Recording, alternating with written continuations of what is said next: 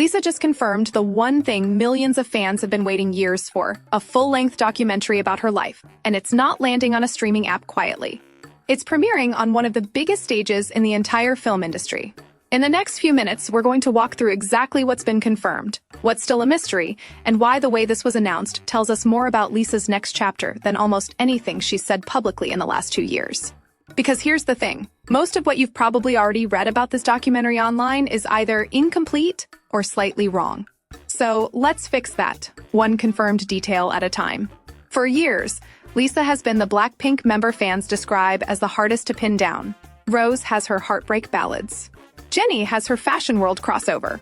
Jisoo has her acting career and her steady, controlled public image. But Lisa has always felt like she was building something in the background, something bigger than a comeback single or a magazine cover, and never quite explaining what it was until it was already finished. That pattern is exactly why this announcement matters.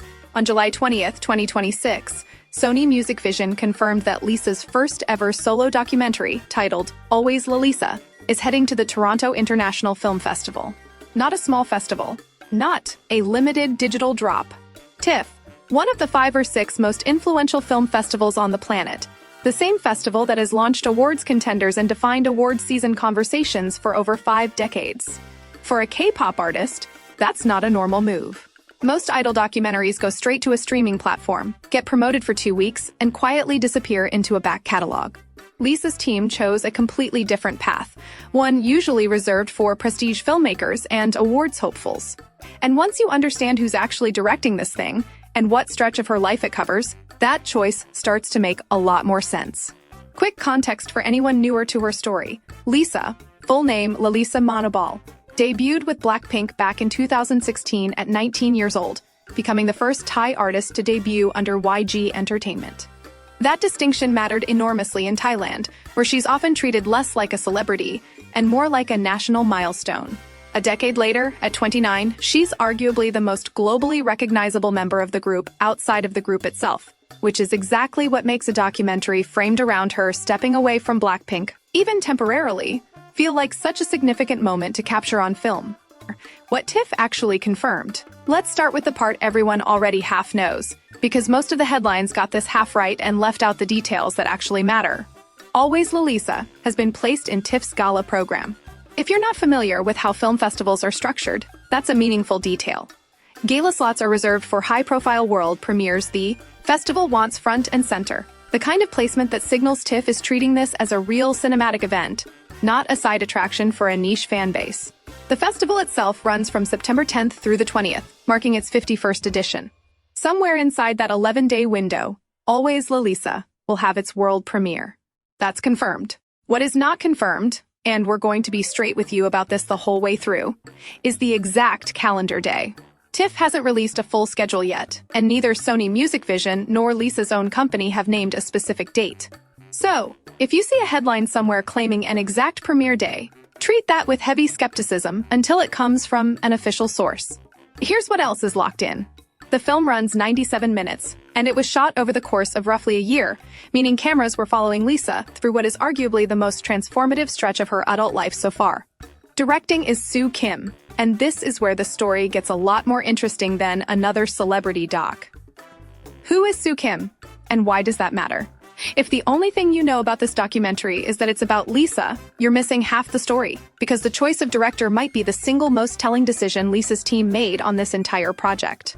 Soo Kim isn't a first-timer being handed a passion project. She directed The Last of the Sea Women for Apple TV Plus and A24, a documentary that followed a community of elderly female freedivers in South Korea and earned serious critical attention on the festival circuit.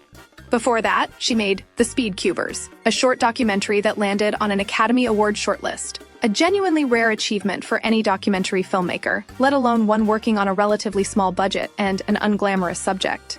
She's also served as an executive producer on Apple TV Plus's K-pop Idols, meaning this isn't even her first time working inside the world of Korean pop music production. What connects nearly all of Kim's prior work is a specific instinct. She gravitates towards stories about women operating under enormous pressure, often in environments that don't leave much room for vulnerability. The Haenyeo divers in The Last of the Sea Women are literally risking their lives for a livelihood most of the world barely acknowledges. The competitive speed-cubing story in her Oscar-shortlisted short is, on the surface, about a game, but it became a story about a father and daughter navigating something much bigger than a stopwatch. Hiring a filmmaker with that specific sensibility to document Lisa's year isn't a coincidence. It strongly suggests this documentary was never designed to be a highlight reel of red carpets and chart positions. That instinct lines up with how Kim has reportedly described the project herself. According to interviews connected to the announcement, she has referred to being given the access to make this film as something like a rare cinematic gift, and has suggested that audiences will see sides of Lisa's world that have never been shown publicly before. Take that framing with the appropriate amount of caution. It's the kind of thing every director says about every project, but combined with her track record, it's a genuinely reasonable signal about tone.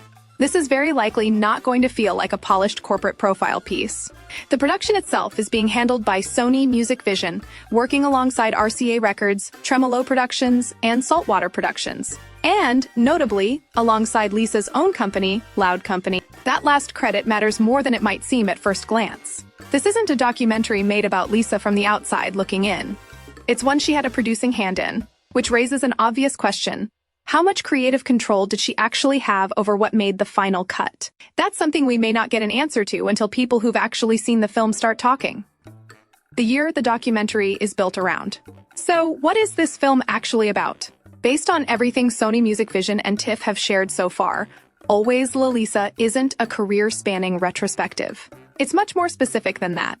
It centers on one particular stretch of time, the year Lisa stepped back from BLACKPINK's group activities to build something entirely her own, reportedly the first time she stepped outside the group's spotlight in this way since childhood.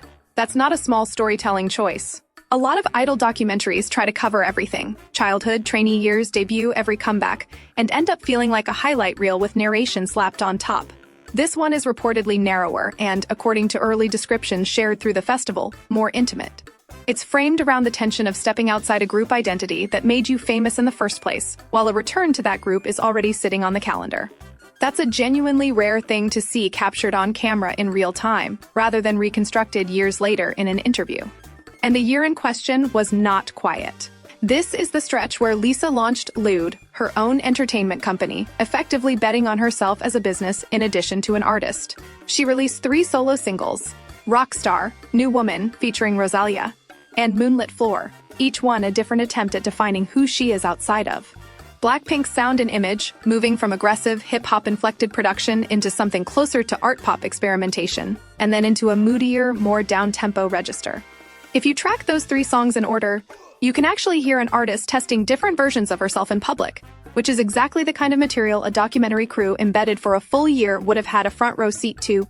She followed those singles with her debut solo album, Alter Ego, which arrived in February.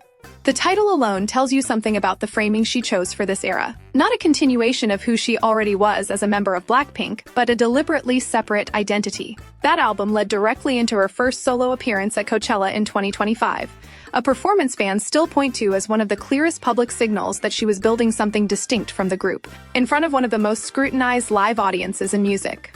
A Coachella solo set is the kind of moment where there's genuinely nowhere to hide. No group choreography to lean on, no bandmates to share the pressure with. If Soo Kim's cameras were rolling in the lead-up to that show, the behind-the-scenes footage alone could be some of the most tension-filled material in the entire film.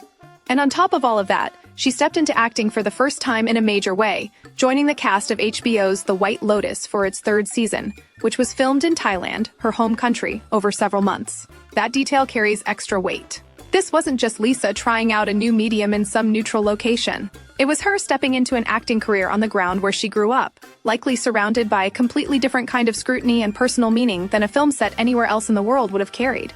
A documentary crew capturing that chapter isn't just filming a K-pop star's side project.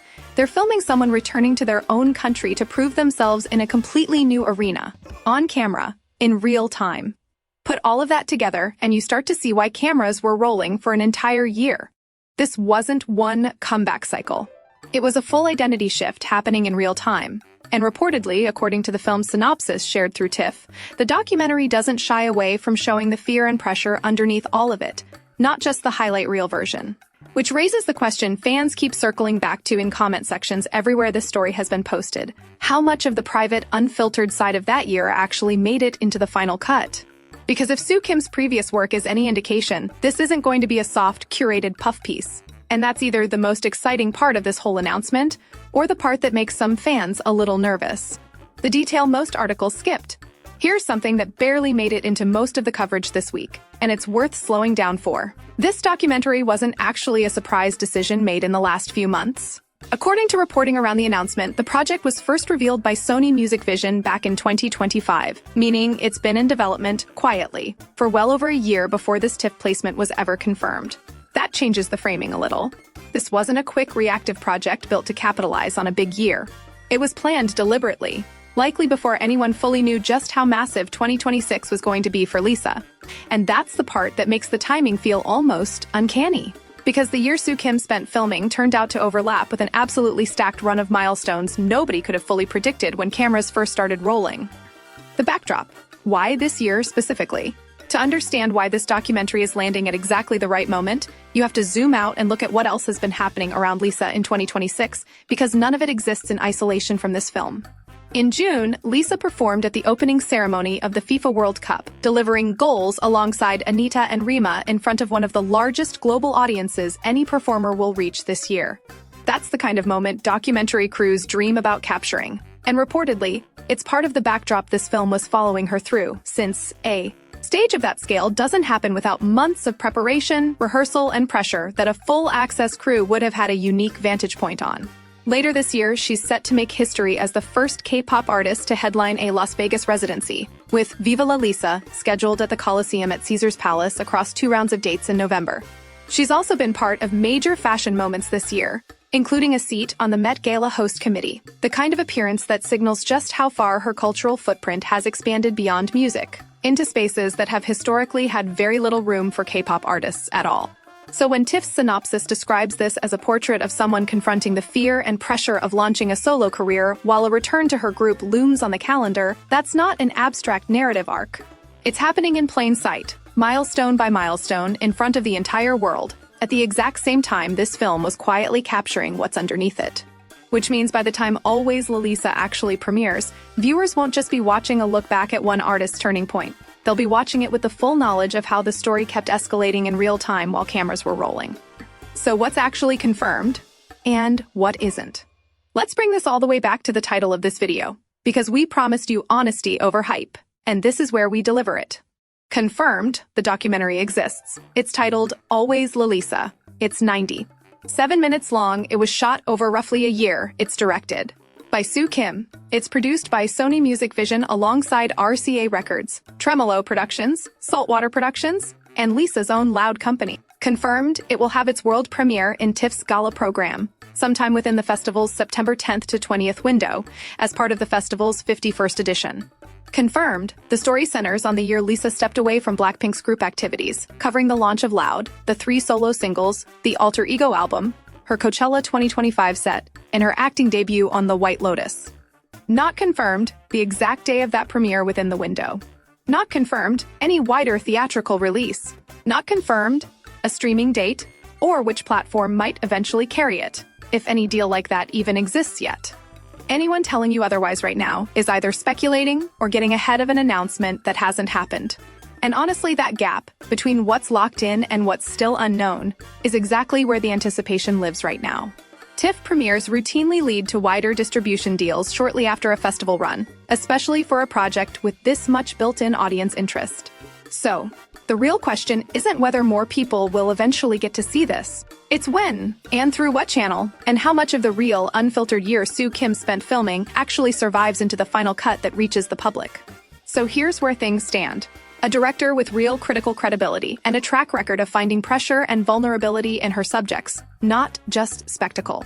A production team that includes Lisa's own company, meaning she had a genuine stake in how this story gets told.